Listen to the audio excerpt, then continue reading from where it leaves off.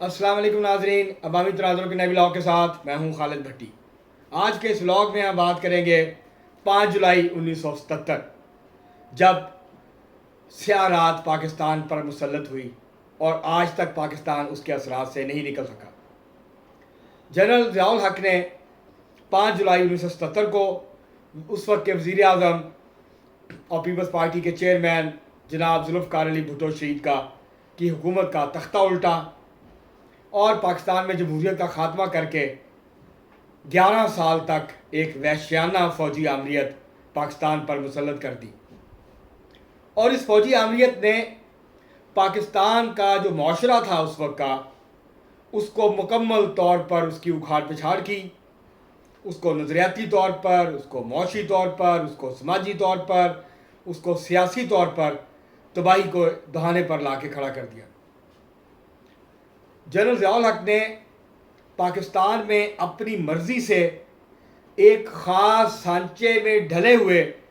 معاشرے کی، سماج کی تشکیل کی کوشش کی اور وہ بہت حد تک اس میں کامیاب ہوئے۔ اسلامی نظام کے نفاذ کے نام پر، اسلامائزیشن کے نام پر انہوں نے اسلام کو ایک سیاسی نعرے کے طور پہ استعمال کیا، ایک اہم جو ہے اس کو ہتھیار کے طور پہ استعمال کیا اپنی حکمرانی کے لیے، اپنی حکمرانی کو جسٹیفائی کرنے کے لیے، اور اس کے نتیجے میں پاکستان کے سماج کا جو چہرہ مسخ ہوا وہ آج تک درست نہیں ہو سکا۔ اور آج بھی ضیاء الحق کی بدروح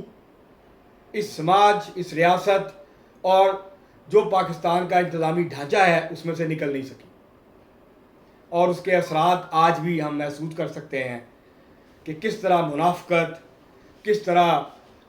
برادریزم، کس طرح پیسے کی طاقت کا استعمال، کس طرح غیر جمہوری رویے، آمرانہ رویے، کس طرح جمہوری روایات پامال ہوئیں، اور کس طرح سے آج سیاست جو ہے وہ ایک تماشا بن کے رہ گئی ہے۔ وہ اشرافیہ کی جو ہے وہ مکمل طور پہ اشرافیہ کے کنٹرول میں چلی گئی ہے، اور یہ وہ عمل تھا جس کا آغاز جنرل ضیاء الحق نے 5 جولائی 1977 کو کیا تھا۔ طلبہ سیاست، جس کو کہ سیاست کی نرسری کہا جاتا ہے، جہاں سے سیاسی کارکن بڑی تعداد میں آتے ہیں لوور مڈل کلاس سے، مڈل کلاس سے، اور وہ کئی بہت سارے لوگ آتے رہے 50، 60 اور 70 کی دہائی میں، جس میں مراج محمد خان تھے، جس میں جو ہے وہ اگر رائٹ کی بات کریں جاوید ہاشمی تھے، اس کے علاوہ بے تحاشا لوگ تھے، بہت سارے نام لیے جا سکتے ہیں، جو جہانگیر بدر تھے پنجاب سے، اور بہت سارے لوگ تھے جو اسٹوڈنٹ پالیٹکس سے آئے۔ اس طرح بلوچستان میں، خیبر پختونخوا میں بے شمار لوگ اسٹوڈنٹ پالیٹکس سے آئے، اور انہوں نے پھر مقامی اور قومی سطح اور صوبائی سطح پہ اپنا ایک نام پیدا کیا، سیاست میں بہت آگے تک گئے۔ ضیاء الحق نے یہ جو اسٹوڈنٹ یونینز تھیں، یہ جو سیاست کی نرسریاں تھیں، ان کو بند کیا، اور کالجز میں اور یونیورسٹیز میں طلبہ سیاست کے نام پر کلاشنکوف کلچر، غنڈہ گردی، بدماشی، بھتہ خوری، اس کو متعارف کروایا، اور اسٹوڈنٹ یونینز آج تک بحال نہیں ہو سکی اس کے بعد۔ اسی طرح سے خواتین کے حوالے سے جو قوانین بنائے گئے، خواتین کے ساتھ جو سلوک کیا گیا، اس نے پاکستان میں خواتین کو پہلے ہی بہت زیادہ حقوق سے لطف جو ہے ان کو حاصل نہیں تھے، لیکن ضیاء الحق کے اس 11 سالہ دور کے بعد تو خواتین کو بہت پیچھے دھکیل دیا گیا، اور پھر آہستہ آہستہ خواتین نے جدوجہد کی، انہوں نے مزاحمت کی، اور دوبارہ سے جو ہے وہ بہت ساری حاصلات انہوں نے حاصل کی دوبارہ سے۔ اسی طرح سیاست میں غیر سیاسی رجحانات، غیر جماعتی انتخابات کروائے، بلدیاتی کروائے، پھر صوبائی اسمبلی اور قومی اسمبلی کے غیر جماعتی الیکشن کروائے 1985 میں، غیر سیاسی رجحانات کو پروان چڑھایا، سیاست کو خاص طور پہ پنجاب میں ڈی پولیٹیسائز کیا گیا، پنجاب کو غیر سیاسی بنانے کی پوری جدوجہد کی گئی، اور حالت یہ ہو گئی کہ سیاست کو گالی بنا دیا گیا، سیاست کو جرم بنا دیا گیا، سیاسی کارکن ہونا جو کبھی فخر کی بات ہوتی تھی اس کو جو ہے وہ ایک اس کا نام جوڑ دیا دہشت گردی سے، ایک مجرمانہ فعل سے، اور اس کا ایک جو ہے ایک نیا تصور جو ہے وہ سامنے آیا، اور جس میں جو ہے سیاسی کارکن سماج دشمن عناصر قرار پایا۔ وہ سیاسی کارکن جو لوگوں کے حقوق کے لیے لڑتے تھے، وہ سیاسی کارکن جو پاکستان میں آئین کی سربلندی کے لیے لڑتے تھے، جو جمہوریت کے لیے لڑتے تھے، جو قانون کی حکمرانی کے لیے لڑتے تھے، جو لوگوں کے سیاسی، جمہوری، معاشی حقوق کے لیے لڑتے تھے، جو معاشی اور سماجی انصاف کے لیے لڑتے تھے، ان کو دہشت گردوں اور مجرموں کے ساتھ کھڑا کر دیا گیا۔ اور آج بھی تقریباً ایسی صورتحال ہے۔ سیاسی کارکن ہونا کوئی یہاں پہ، اگر آپ کا تعلق کھاتے پیتے گھرانے سے نہیں ہے، امیر گھرانے سے نہیں ہے، اشرافیہ سے نہیں ہے، تو آپ کے لیے سیاست کے دروازے تقریباً بند کر دیے گئے۔ تو یہ فلم انڈسٹری کا بیڑا غرق ہوا، سوچنے سمجھنے کی آزادی سلب کی گئی، مخصوص ادب پیدا کیا گیا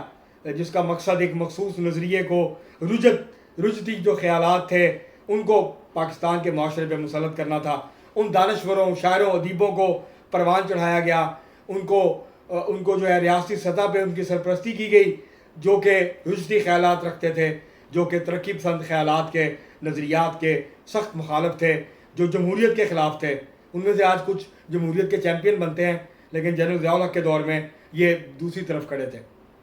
تو جنرل ضیاء الحق نے 11 سالوں میں پاکستانی سماج کا حلیہ بگاڑ دیا، اور آج جس پاکستان میں ہم رہتے ہیں یہ نہ قائد اعظم کا پاکستان ہے،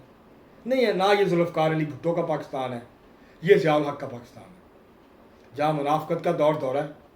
جہاں آج بھی مذہب جو ہے وہ ایک سیاسی ہتھیار کے طور پہ استعمال ہوتا ہے، جہاں غیر آمرانہ رویے جو ہیں ان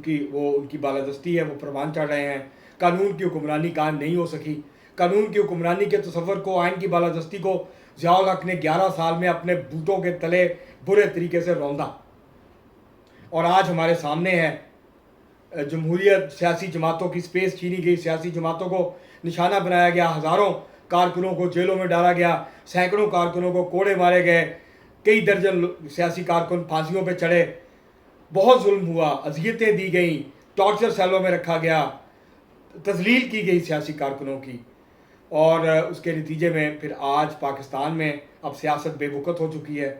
نظریاتی سیاست کا خاتمہ ہو چکا ہے، اب پیسے کی سیاست ہے، طاقت کی سیاست ہے، پاور پالیٹکس باقی بچی ہے، باقی سب ختم ہو گیا۔ سیاسی کارکن کی جگہ انویسٹرز نے لے لی، نو دولتیوں نے لے لی، دانشوروں کی جگہ پراپرٹی ڈیلرز نے لے لی، پراپرٹی ڈیولپرز نے لے لی، اور جو نو وارد ہیں، جو نو دولتی ہیں، انہوں نے لے لی۔ تو یہ اب یہاں پر جہاں سیاست کھڑی ہے، اس کو لانے میں جنرل ضیاء الحق کا بہت اہم کردار ہے، پھر جنرل مشرف نے کردار ادا کیا، اور اس کے ساتھ ساتھ پاکستان کی سیاسی جماعتوں کا بھی بہت اہم کردار ہے، جو نچلی سطح تک خود کو منظم نہیں کرتے، سیاسی کارکنوں کو عزت نہیں دیتے، سیاسی کارکنوں کو عہدے نہیں دیتے، سیاسی کارکنوں کو سے مشاورت نہیں کرتے،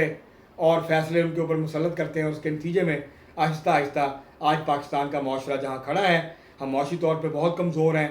ہم سماجی انصاف سے بہت دور ہیں، ہم معاشی انصاف سے بہت دور ہیں۔ پاکستان کے آئین میں جمہوری حقوق کے حوالے سے، خواتین کے حقوق کے حوالے سے، مفت صحت اور تعلیم کے حوالے سے، لوگوں کے بنیادی انسانی حقوق کے حوالے سے جو وعدے کیے گئے تھے، قانون کی حکمرانی، آئین کی بالادستی، وہ ابھی بھی ایک خواب ہے، وہ پورے نہیں ہوئے، اور اس کی وجہ ضیاء الحق کا وہ 11 سالہ آمرانہ دور تھا جس میں وحشت، ظلمت، بربریت اور خوف اور